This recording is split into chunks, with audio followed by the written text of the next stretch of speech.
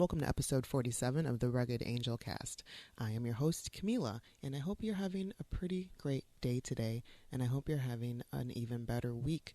I know most of us are probably coming off of the long weekend for Memorial Day, and it's probably been a slow go getting back to the grind and the work and all that jazz if you had, the pleasure of having that long weekend. But it's going to be fine. We're going to get through this together. So if you're listening on WMCK.FM, then you just heard Change Partners by my guest today, who is Gloria Reuben. That's right, Gloria Reuben, actress that you may know from ER or a bunch of other things, as well as Mr. Robot, which is on USA now.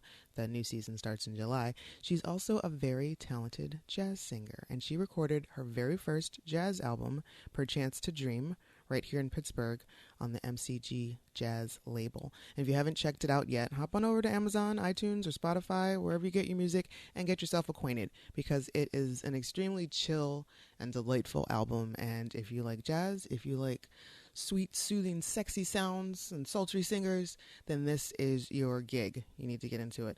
So Gloria is an extremely wonderful woman, and I am so grateful that she agreed to sit down and chat with me.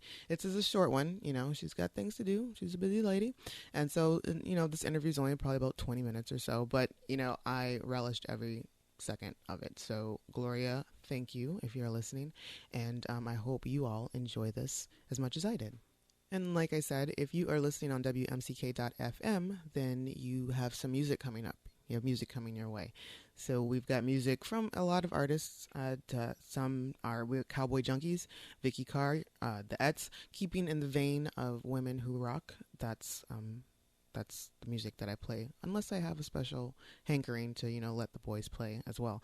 I've also got some Lords of Acid, so stay tuned. And also, I just discovered for myself, I'm sure that everybody else is already on board, but this wonderful Afro-Cuban group duo called eBay, and I hope I'm saying that correctly, and I am just in love with their sound. And I was also happy to find out that they're going to be playing at Three Rivers Fest this weekend on June 5th on Sunday. So if you hear the song that I play and you like it, you should go check them out at Three Rivers Fest. And I will leave you with this, good people. No matter the situation, never let your emotions overpower your intelligence.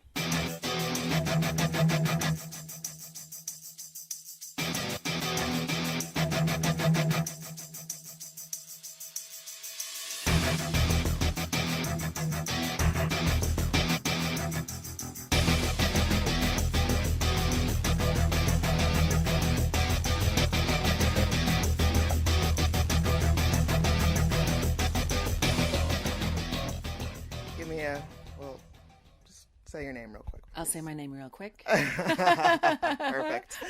Well, Gloria Reuben, welcome to the Rugged Angel Podcast. Thank you. Thank you very much for doing this. This is super cool of you. And I don't know, I've been an admirer of yours ever since ER, because as we didn't have very strong women of color on TV. Mm-hmm. And it was great to see you on there. And then I was like, oh, so they give the only black woman on the show AIDS. Well, no. That's so funny. No, that's not quite how it went down at all. It's much more intricate than that. I know. But, way back when, that was, to me, in my head.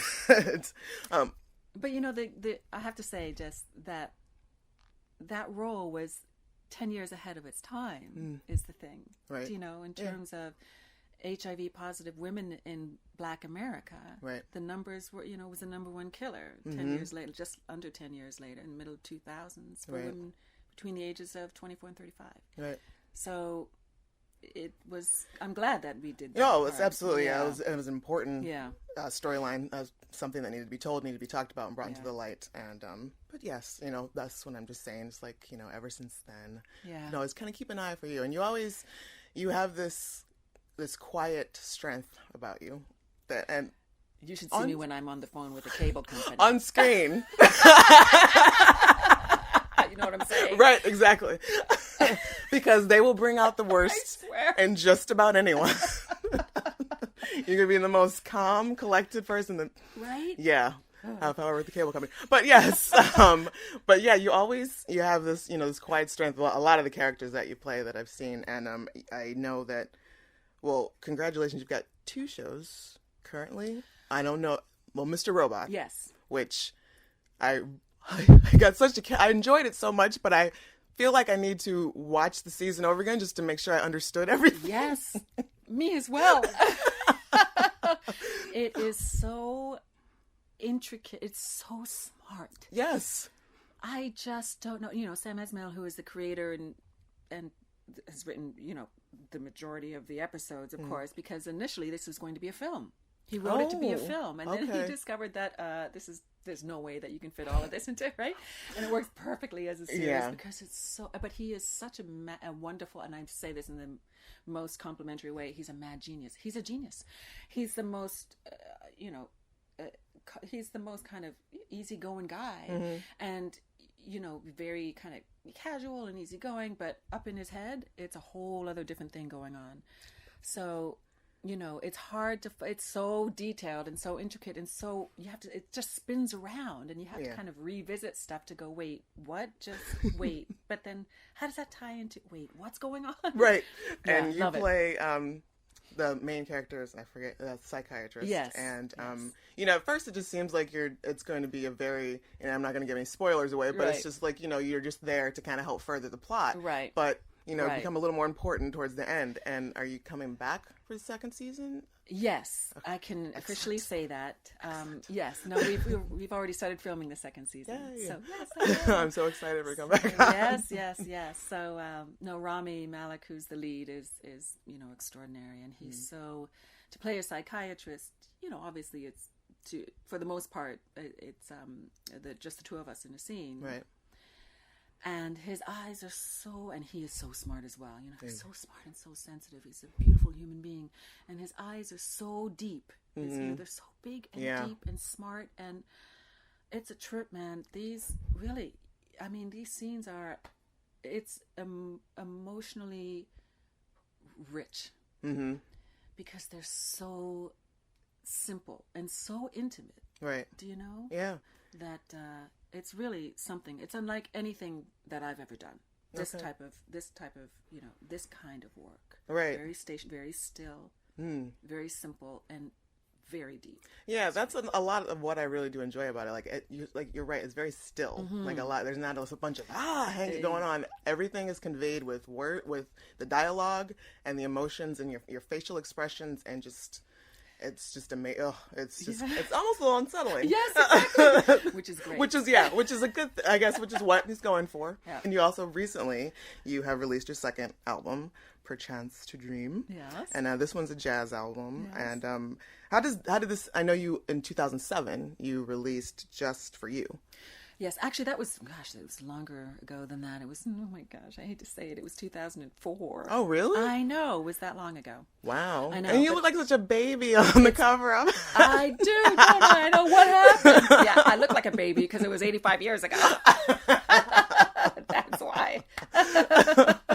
No, but it was that long ago. And then, so Perchance to Dream came about.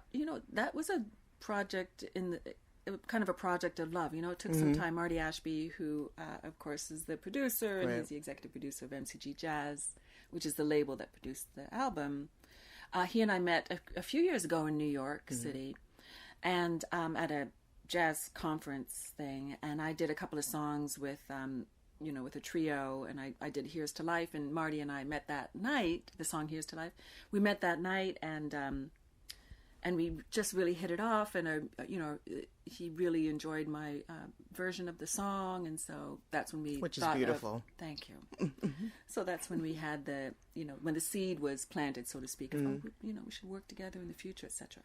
And so that's how it came about. So prior to that, you had nothing in the works that you were going to go ahead and record a jazz album? No, well, I was performing. I certainly, did my trio at Blues Alley and at Feinstein's in New York when Feinstein's at the Regency and Metropolitan Room, etc. So, but I was, it takes some money to make an album. Right. And I had self-financed Just For You. Okay. And so I wasn't really anxious to do that again. Right. The thing that was most important to me was just to be out there singing anyway. Mm-hmm. So, but of course, you know, when this came around and learning more about Marty and MCG and the family here and the work, obviously the decades long work that they've been doing, I thought, ooh, this is perfect fit. Great, beautiful, like the best of the best. And then you were off and running with it, and and I know. And before I was going to, but you know, you're here to. You just gave a presentation, and you gave this beautiful talk about how music is so important to you, and how it essentially has saved your life. And I feel like that a lot of us, we have those similar experiences, you know, because it anchors. It's an anchor for a lot of things. And so, at what point was it? You knew that you had the passion for performing. I don't even know if I really kind of knew it. I don't know if it was an intellectual type of thing as it was. I just remember, you know, as perhaps quite a few of us, you know, when I was a teenager and I was in a rock band. Which like a bad rock band. I want to see those videos. I'm just saying, thank God there was no Facebook at that time, or Twitter or anything. I'm sure there's a VHS tape rolling around. VHS tape, yeah, but you can't find a VHS player, so it's like, I'm safe. You don't even. I wish there was a VHS tape. Oh my gosh! I had to say though, it was that, but that wasn't, you know, that part, singing in a band. Look, I was totally underage and singing in bars. You know what I mean? I was like 15 and 16 and singing in bars. I mean, in Canada, you're such a badass. You have no idea. But it was great fun, and even more than that, it really was the conduit. It was the only thing that I had.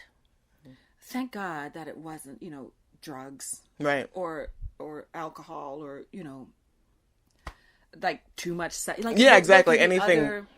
Other outlets, right, to help either calm the ferocious emotions that are going on, or to try to quell them, or to feel better, or whatever.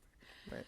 So it was singing. Yeah, it was a positive outlet for you. Yeah, it was. Thank you. That's exactly. I'm not saying that there wasn't, you know, a little bit of something after the fact. I'm just saying that something wasn't the main thing. Right, exactly. I mean, yeah, sure. It happens. You're still a teenager. You know, so whatever, things happen. But for the most part, you were just out there singing your heart out, and you're singing your Pat Benatar and whatnot. Oh, okay. Now there's a singer. I was always drawn to these bands. Look, I was...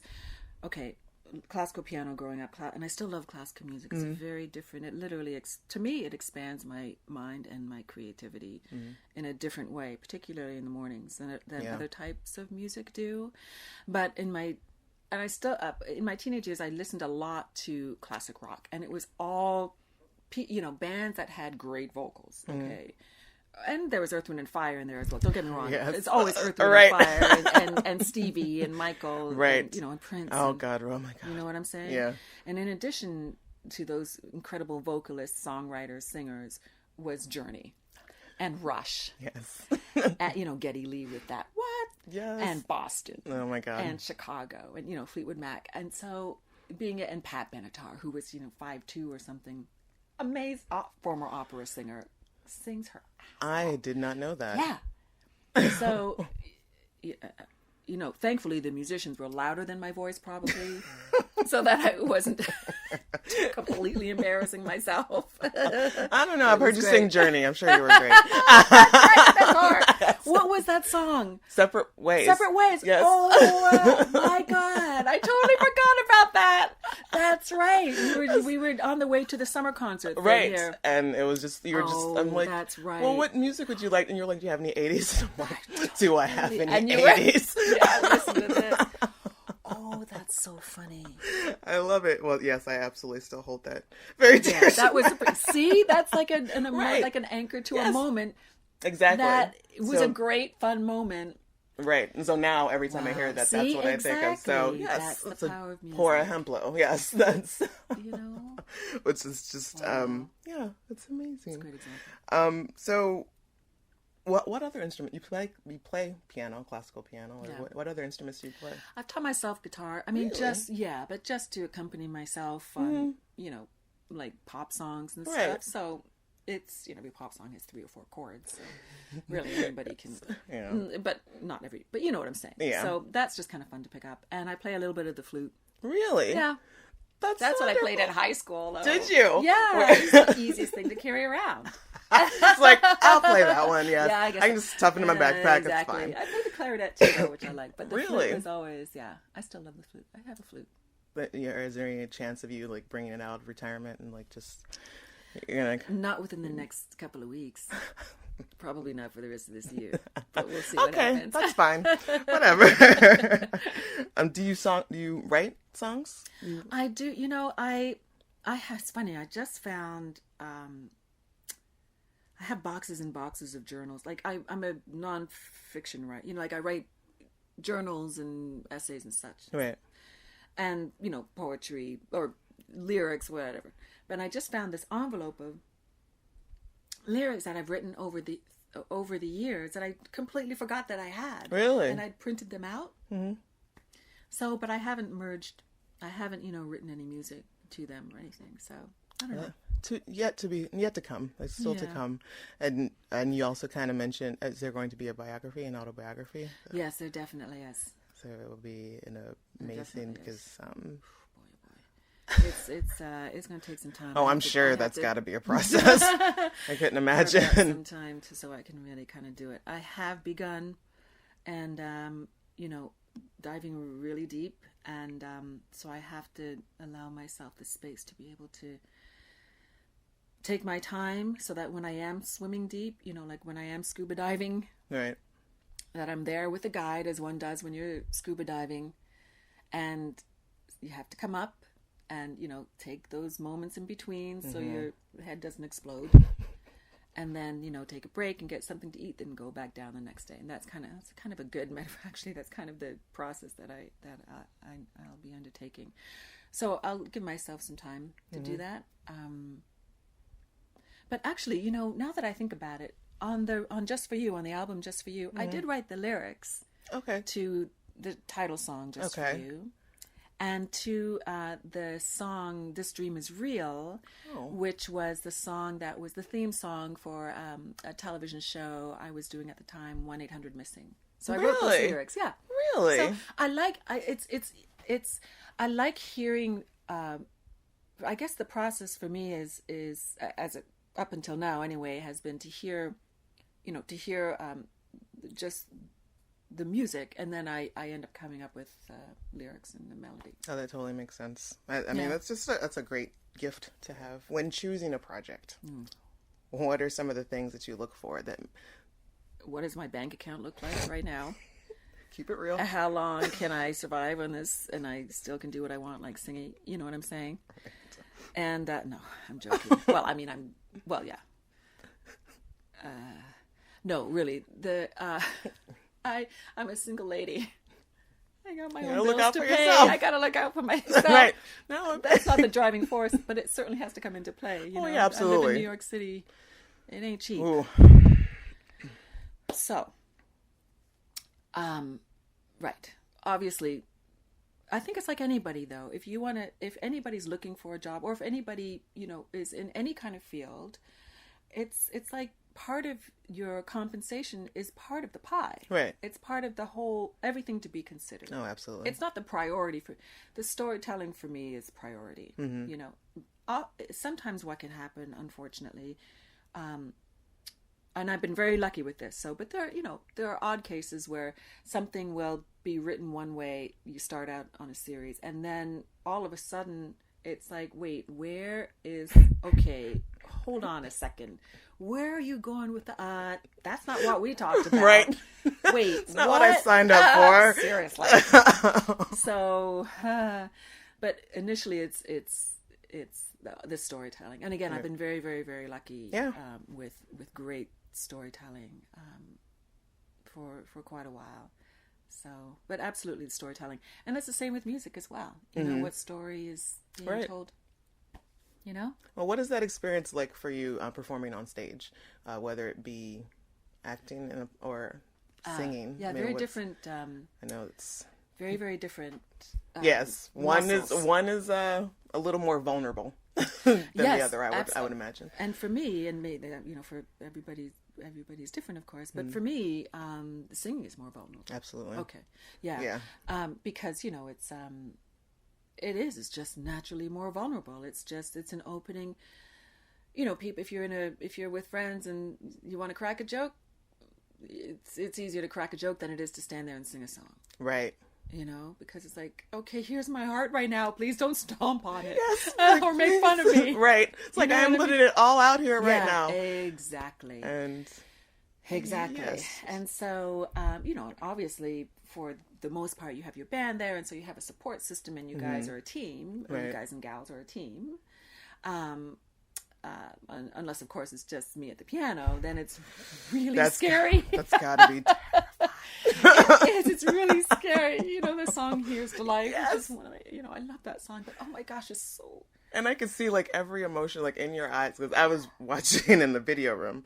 So, we've got close-ups. So, but, I could see like every emotion. There's just like, there's timid and, you're scared, but then you want to belt it, and you're just, there's pride and there's just, and I'm like, I just want to be like, it's okay. You're doing great. Doing great, kid. Yeah. So it's just much more vulnerable for you, but definitely. Yet, you persevere, you get out there and you don't die.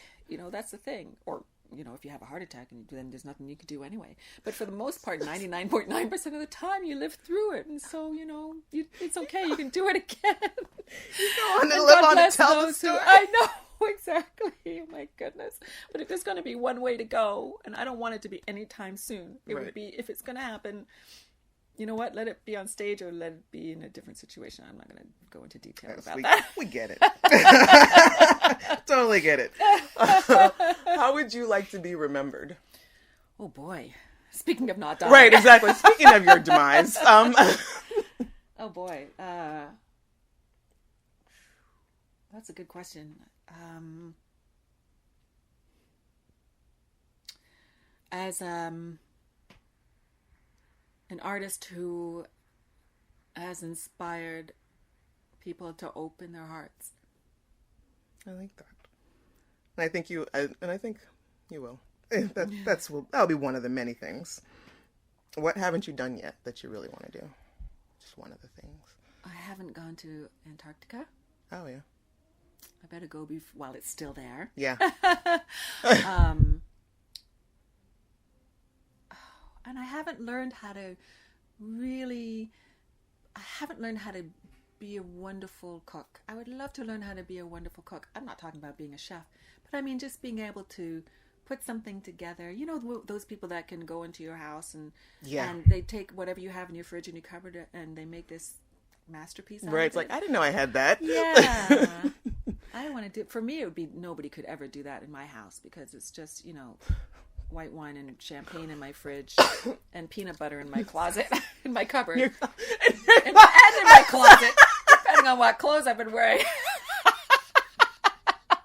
You see, that's Gloria, how much time I spend in the kitchen. We need to talk about something. I think it's time for you to get your life together. Seriously, there's some things I have together and some things I totally don't. And I put in my closet. Well, speaking of that, like, what are some of your self-care routines? Like, how do you make sure Gloria's okay? How do you check in, like, mentally?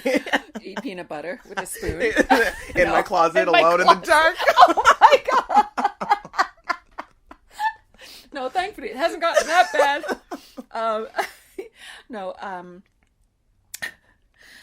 Plenty of writing, the journal writing, lots of yoga. As much nature as possible, whatever that may mean, walk through Central Park, anything, trees, ocean, sitting outside looking at the sky for a minute instead of being hunched over my iPhone. Right. You know what I'm saying? Yeah. Any kind of nature is a major healer for me. I'm a big juicer. I love to juice. Me too. Oh, you do? Yes. To me, that's how I get all the veggies I'm supposed to get. It's so much. It just tastes. I love it so much. 18 carrots. No. I don't want to. No, I'm not going to send you. You know what I'm saying? Yeah. So that's a great way. Exactly. And again, I'm at this time. I'm not in a relationship. I don't have any children. So for me, deep and good, strong friendships are key to my, to my well-being, key to my soul feeling full, along with all those other things. And of course, always and forever, music. Always. Playing every day or singing every day. Singing every day. I know that things are not going well if I'm not singing. I'm not kidding. And if I don't, you know what I mean? If I'm in my head too much, that means I'm not singing. And the only way, no matter what's going up in my head that I'm obsessing about, or I'm on that hamster wheel in my head about something, I gotta sing something. I don't care if it's row, row, row your boat. As long as something comes out of my mouth, it frees my mind. Yeah. I don't know if you know. Does that happen? No, it does, because I'm the same way, where I'm not a singer by any means, but I do love, like, you singing. Yeah, exactly. Who doesn't? Just let it out. Exactly. Like, especially I'm rocking out in my car. Yeah, like, that's I know. Isn't that the best thing when you're in your car? Let's say you're in your car or in any kind of mode of transportation. Yes. And you look out the window and somebody's like, yes, I'm like, singing. yes. Yeah, I know. It's so great. Like, live your life. Yeah, exactly. Sing. It's the cure-all. It's the cure-all. No, it absolutely just makes me feel so much better. Yeah. And speaking of, you said, you mentioned you're single a couple times, and yeah. I know there's an actor named J. August Richards. Oh, yeah, I know J. August. He and I work together. Yes, and Raising the Bar. Oh, yes, and he so great. He has mentioned a couple times how much of a crush he has on you. So I'm just gonna. Are you kidding me? He has? I am serious. Wait, yes. What? Yeah. Wait, maybe I'm getting a Facebook message. Yeah, exactly. You might want to send them all. Oh my gosh, what is going on? It's a whole other different show now. I was like, what just happened? It's like, I think I'm probably like one phone call away from him right now. Like, exactly. All right, so now I guess, we've been pretty light thus far anyway, but I'm just going to ask you some random questions. Okay. And there's not like a rapid fire or anything, but just some randoms. What album can you listen to from beginning to end? Seal's, the one with the white cover and him on it. Yeah, I don't know the name of that one. Oh my gosh. Is that the one with Kiss for Exactly. Yeah, that. Okay, so that one. That's a good one. It just might be called, yeah. And are you usually late, early, or right on time? Oh, I'm always, if not a little early, absolutely right on time. Because I'm Canadian by birth. You're so polite. You're so polite. We are absolutely on time. Today I got in the car with Renee, who was picking me up from the hotel to come here. Mm-hmm. And, she was going to pick me up at 8:15. I got in the car and it was 8:17. I said, oh, I'm sorry, I'm late. I mean, seriously. That's 8:17, like while you're right? getting in the car. Exactly. It probably took you like 2 minutes to like... Okay. Your favorite word? I can't say that on the air. Sure you can. No, I can't. What is it? Fuck. Yep. You can totally say that. What was your first job? Oh my gosh. My very first job, I was 14. This was in London, Ontario, which is where we moved after Toronto. Mm-hmm. And I worked at the Ponderosa. Oh my. Which was, I don't know if you know what that is. Yeah, we had them in Ohio. Oh, you did? Yeah. Oh, so you know. Yeah. I just remember, oh my gosh, I remember having to do so much of the mushroom sauce on these steaks that I just can't even look at mushrooms anymore. Oh, I'm sure. It was a little bit, yeah. 14? Was that legal in Canada? Yeah. Oh, yeah. Yeah, I've had to be self-sufficient for quite a while. Okay. Your favorite song to sing? Oh, man, it depends. Ooh, my favorite song to sing.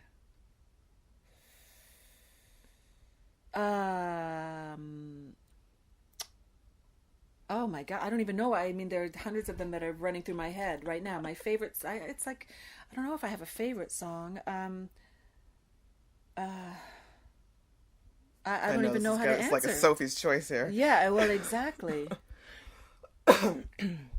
Okay, the song that has popped into my head for I don't even know what reason, but recently, these last couple of days, and that I'll just kind of sing on the fly, is the Eagles, I Can't Tell You Why. Interesting. I know, I don't know and why. I can't tell you why. Yeah, exactly. That's a great song, though. But... Would you survive a zombie apocalypse? Would I? Yeah. No.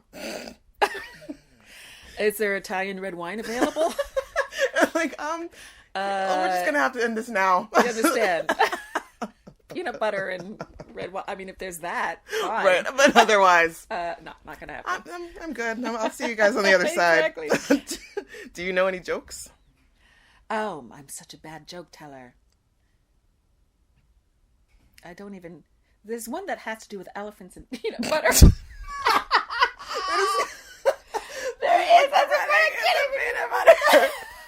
There is. This is a really bad joke I heard forever ago about elephants and peanut butter. Oh my God. Anyway, okay, no, that's fine. really But I'm not. totally going to make you some peanut butter cups and bring them to you tomorrow. Yum. They're vegan and all natural. Yes. Peanut butter chocolate? Yes. All right, I'll make them and bring them to you tomorrow. Thank you. You're welcome. What is your favorite part of the human face and why? The eyes, for sure, 100%. Okay. Why? Because you see everything in them. Absolutely. Do you talk to yourself? You mean when I'm alone? Yes. I try not to. Because I spend so much time by myself, it kind of merges into the real world, and people think I'm losing my mind walking down the street and talking to myself. I'm really catching myself, so I don't do it for more than 10 minutes. Okay, Then that's I'm like, fine. Gloria, shut up. Gloria, we've been talking Gloria, forever. I you need you to be gotta quiet. Can you do any accents? I'm sure you can. Well, I'm not really very good at many of them, but there is perhaps something about the British one that I don't know why. Maybe it's because I'm from, as I had mentioned before, from Canada. So perhaps it's in my DNA. Interesting. That's it. That's it. That's all you got. That's all I got. When I like the British accent is the one I love. I love to fall into it, especially when I'm talking to myself. See, you talk to I yourself. talk to myself and I do it in a British accent Okay, every see, once in a now while. that's messed up. Well, I have dogs too, though, so it's like I'm talking so to the you're talking dogs. to the dogs in a Yes. British accent, Yes, but you're really sometimes. talking to yourself. You know what? There's a lot of layers, Gloria. Don't try to understand it. It's okay. There's a lot of Do you remember your dreams? Yeah, very much so. If you could have any superpower, what would it be? Oh, that's a great question. Oh, that's a great question. The first thing that popped into my head was, you know how you can travel at the speed of light? Mm-hmm. That would be cool because then I wouldn't have to deal with obnoxious people at the airports. Yes. Oh my God. Potentially, I could be one of them. I don't know. But yeah, time travel. Actually, time travel. Time travel. That's kind of scary, though. Yeah, would you go forward or backwards? Oh, I don't know. I can't do that one. That would be... I'd want to go backwards and change some stuff, but then you can't... You know that movie called Time Cop, right? Yes. You can't... It was... Oh my Yes, God, it was that's like right. 83 years ago. Jean-Claude Van Damme. But I would want to change stuff, and I can't do that because then I wouldn't be who I am Butterfly now. effect. Yes, I am. But I'd want to so bad. Yeah, I full on believe in that. Everything, kinda, You know what no matter how messed up it is, Yeah, everything exactly. happens for a reason at some point. Yeah. Have you ever solved a Rubik's Cube? No. Okay, that's fine. You don't sound so disappointed about it. It's okay. There's no judgment. I tried. It's a safe space. You never get tired of blank. You never get tired of I never get tired of blank. What don't you ever get tired of? sunrises. Oh. Are you proud of yourself? Yeah. Describe yourself in one word. Amazing. You are amazing. Thank you, Gloria. That was our time. That's it. That's a wrap, kid. It's a wrap, kiddo. Where can folks find you online? You have anything upcoming that you want to shout out? Or A couple of music gigs coming up. One at Yoshi's in Oakland, that great jazz venue on June 9th, which is my birthday. And then the next night, June 10th, at MIM, the Museum of Musical Instruments in Phoenix. Awesome. Which is great. And, you know, like I mentioned, the Mr. Robot season number 2, which starts in early July. Yay. I know. And I'm waiting to hear on a couple of things. And in the meantime, a couple of acting things. In the meantime, more writing and more singing every day. Yeah, sing, let it out. And Twitter, what's your Twitter handle?